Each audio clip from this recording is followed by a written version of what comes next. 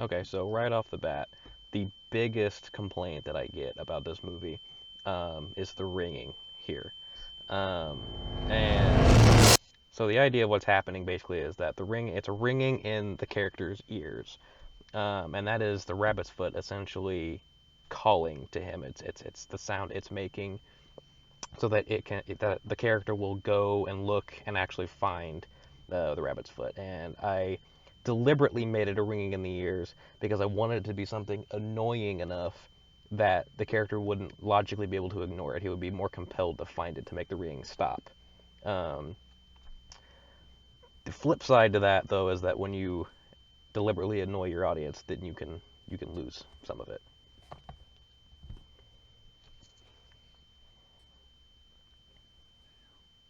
I really love this shot right here, or how he's backlit and it's silhouetted. Um, this scene right here actually played out longer originally. Instead of cutting to right here, it actually we kind of depicted the ringing, the sound of the ringing like moving, and it was essentially leading him outside. But it was kind of unnecessary, and it sort of made the beginning drag on. Um, so I cut it down. But now we have the rabbit's foot covered up very inconspicuously. Interesting thing about this shot right here, the way we got it was I actually put the camera onto a tripod and then turned the tripod upside down. And then after that, just kind of put the camera on the ground and held the tripod legs and then followed him moving backwards. That's why end up getting more of his knees than his actual feet because I was looking behind me more than at the actual monitor.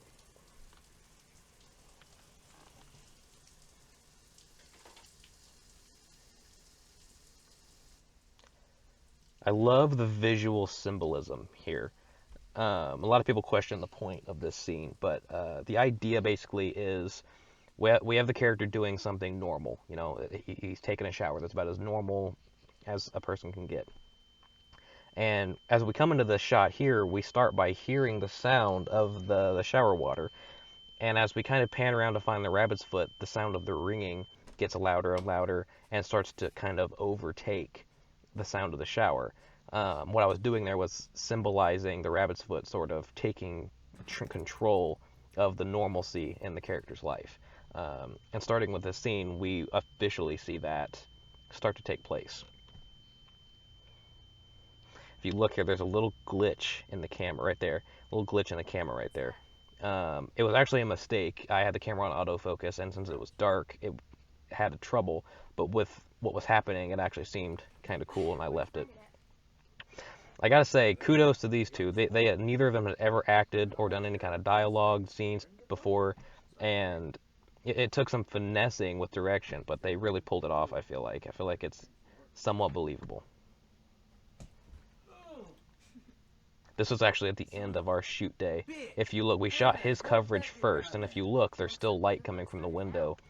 Um, the sun had gone down by the time we got to her coverage, and it was completely dark in the room. This right here, I love this shot, honestly, but it's so unnecessary. Like, it just drags the pacing down entirely. Like, I easily could have cut to right here. But I love the shot so much I couldn't part with it, which ultimately was a mistake. I should have cut it out, but you know, you make mistakes and you learn from them. That's the point. So this is sort of the first instance that we see um, of the rabbit's foot really truly affecting. You know, we had him stepping on the tack in the previous scene. This one, his car won't start. Um, just to sort of show like what the types of things that it's doing. Um, Initially, I went back and forth, but initially we cut from right here to the next scene. Um, because this right here is really funny. I wrote it to be funny, and we filmed it to be funny. Where you know the first car won't work, but it turns out oh he has a second one, so it doesn't matter. And then it doesn't work either. It got laughs from a lot of people, so I left it in. But that ended up being a mistake, I feel like, because the film is not a comedy. It's not meant to be funny. And this is really the only intentionally funny thing in the movie, so it feels really out of place. And it's repetitive, so it drags it down. That took him forever to get through. He said that he felt like a nut doing that because there was no sound effect, obviously. It was put in post. But this is probably one of my favorite shots of the entire movie. Just the messiness and the almost like documentary style of shooting that I did here. I completely improvised the camera movements in this shot. I had an idea of what I was going to do. And I knew that I would start it with the camera backed up, and then as he came up the stairs, I would push in on him. And then from there on, I did whatever felt right, basically. And actually, for the direction, I just told him what movements I wanted him to do and what marks I wanted him to hit, and then just did the camera moves as I saw fit afterwards, basically. I really like how it turned out. Although, by the way, this is the first time I've actually watched this movie from start to finish in probably 2 years. So I'm seeing a lot of this almost for the first time. I know the movie like the back of my hand, but there are little moments they slip out of your mind. But I'm noticing now that I really should have kind of honed in on what I wanted to do and got him there quicker, because this does drag just a little bit. It goes on a little too long, and he does things a few too many times, I think.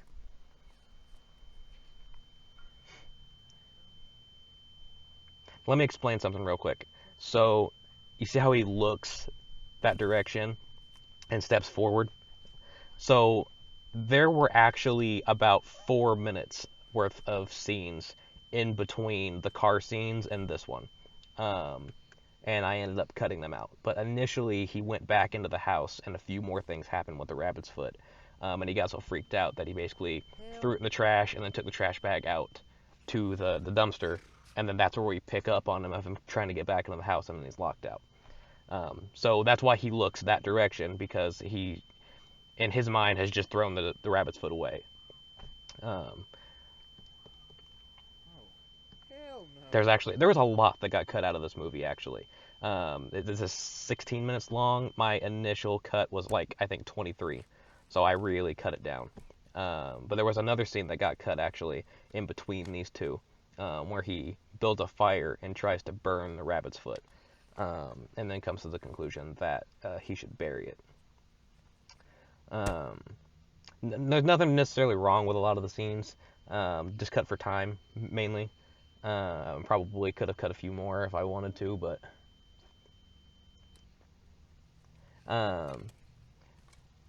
interestingly enough, we actually bought, I think, 6 rabbit's feet for the use during production here, and by the end, I think we only had 1 left, because for the burning scene, we legitimately burned 2 of them. For the previous scene where he was throwing them off the porch, he actually threw them, and we lost either 1 or both because we couldn't find them. And then he stepped on one and broke it at one point. I can't remember if we had 1 or 2 left, but if there was a shovel down, that becomes important later.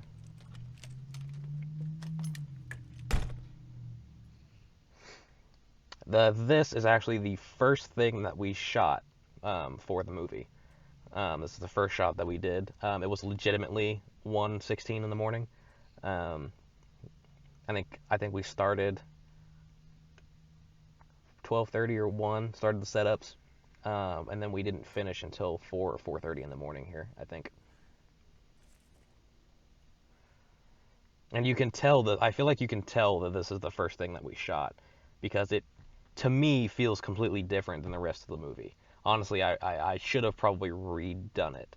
Tyler, this is Reg. Because the rest of the movie has this unclean, shaky, spontaneous feel to it, because everything was shot handheld, except for this shot. I put the camera on a tripod and then put the legs up and put them on my shoulder and kind of used it as a shoulder rig until I realized that was going to be really in the way and kind of the small spaces we were shooting. And then as I shot it handheld, because that was easier, I found the true rhythm of how I wanted to shoot the movie, what felt right. And in little things like this, it's harder to do big reshoots. So I just left it because it's more of a nitpick. It's more something I see. But that was actually his idea, the slide into the shot. Initially, he just ran over there, and I got the camera set up and called action, and he slid in, and I was like, "Oh my God, I love that! Keep doing that." Um, yeah, I feel like it really added to the urgency. Funny story too. She was legitimately asleep in that last scene, because she was supposed to be for the movie anyway. So we just kind of left her alone and shot all of his stuff first. But then when it came time for her coverage, we legitimately had to wake her up and like explain to her what was going on because she'd been asleep for like an hour at that point. But it kind of worked for the scene because she didn't have to fake being tired because she legitimately was.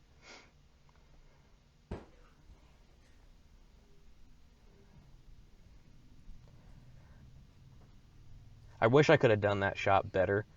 Um, Actually, I really didn't need to do it. It's very Michael Bay in the sense that like nothing really that intense is going on, but we just spin around the character for like no reason at all. Um, I mean, it fit. It was motivated in the sense that it fit with the story. He was looking for something, but it just that much energy wasn't really necessary. This was actually shot on a completely different night than the last one. So this was like 8:30 at night, I think. So she wasn't actually sleeping at any point, which is why she doesn't actually look tired. You can tell it took us about a month to shoot this. I think it was 5 days spread out amongst the month. So you can tell by his hair when we shot what, because he didn't cut it. So it was really short in the beginning, and then it got longer um, as it went. This is my least favorite scene in the movie. So this was shot on the first night that we did it, at like 3 o'clock in the morning, I think, at this point, and I didn't light it correctly. But what the camera move over after he runs to the door was supposed to show that the shovel he threw down earlier was no longer there. But you can't see that, so. And it was raining a little bit, so we were hurrying to get back inside. I forgot to grab a shot of the empty hole. So you kind of just have to infer based on what's happening here. I really like this idea, though, that the rabbit's foot essentially was doing what it had been doing the entire movie, and even though he buried it, it had already found its way back to him, probably hours earlier, and was just in the bed with him, and he didn't know it. So really, he didn't even have to go out there and dig up the hole, because it wasn't there. It probably disappeared from there within minutes of him burying it. She's holding her mouth there because she couldn't stop herself from laughing. I don't remember why. I don't know if it was just because she had the giggles or if because we were saying something. Lighting is definitely something I learned from this movie because it is just atrocious throughout this entire thing. I can't even tell you what's going on right here. And I shot the movie, you know? If I had lit it a little bit better, it would have been a little more clear what was happening, obviously. There she is, still trying not to laugh. He thought it would be a good idea to put me in the movie as an Easter egg. I mean, that's my voice on the phone calls on the other side. But we left my picture on the phone and on his watch there, so my face would pop up when work would call, which doesn't really make sense when you think about it, because why would you have someone specific's face, logged in for your work number on your phone? But still, it's a cool Easter egg, I guess.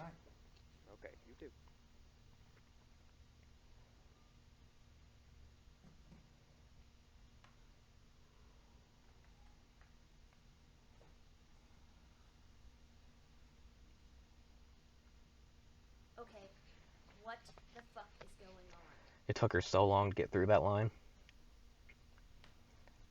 I like how he played this here, where basically he's come to peace with what's going on and what he needs to do to get his normalcy back, essentially.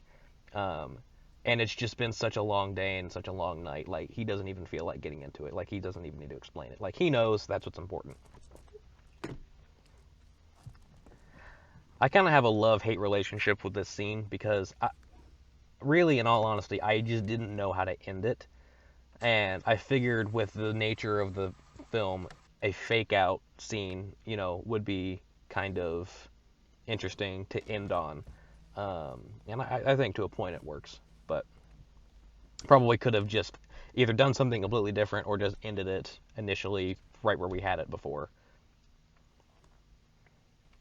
Also, in my first cut, well, the first like two or three, I think, um, initially I had a piece of music that started right here, and then we kind of played out his drive, his pull out and his drive up the road, and then I had like a nice 3D title of the movie that popped up, and then we did the end credits. But I changed my mind and just put the credits at the beginning because there just wasn't enough. There were only three people involved. Like, there was no need to put them at the end. But in turn, that made this really boring of him just pulling out and driving up the road. Like, it just. I also hate this shot right here because I do this weird wiggle thing with the camera because I was trying to lift it up. And I didn't get more than one take, which was a huge mistake. You should always get at least two, if not more. Um, but yeah, so first movie, clearly first movie. I really love the story, like the script. I think is probably the best part of this movie, even though there's a few things that don't really make sense looking back. The script I think was still really good. If I had have waited a little farther into figuring everything out with filmmaking, to where I could shoot this with better execution, I think that would have been a lot better. Um, but ultimately, I'm happy enough with how it turned out that I'm not like ashamed of it.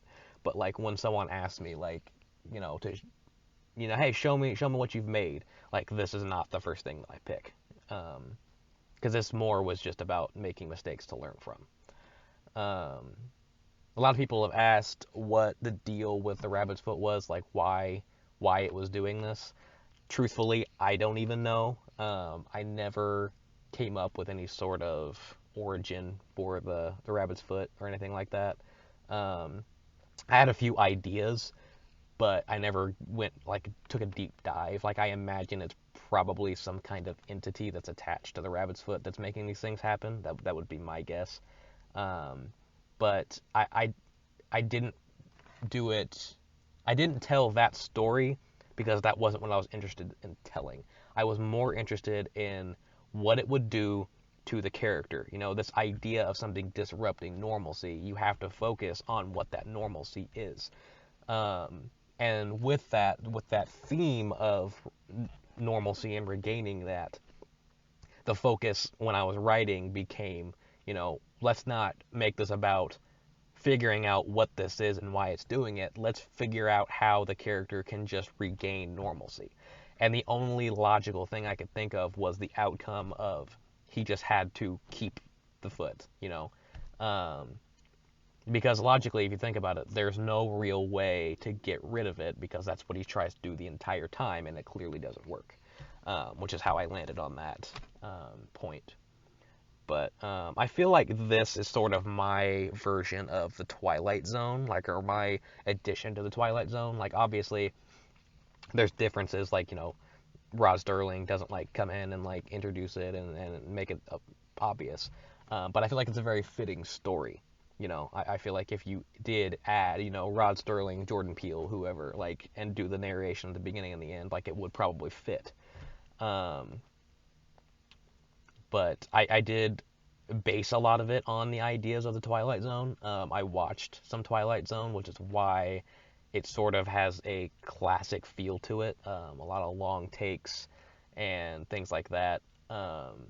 Which that's sort of my shooting style anyway. I like long takes, and I like elaborate camera movements that sort of go with good blocking. And I feel like I sort of took that non-modern 50s style of the Twilight Zone and sort of modernized it a little bit with the way that I shot it. But yeah. Um, well, thanks you for anybody that actually made it to the end of this. Hopefully you found it insightful. And if you like this and you want to see me do a commentary for more of my films, then just, comment below or send me a message, whatever, let me know. Thanks.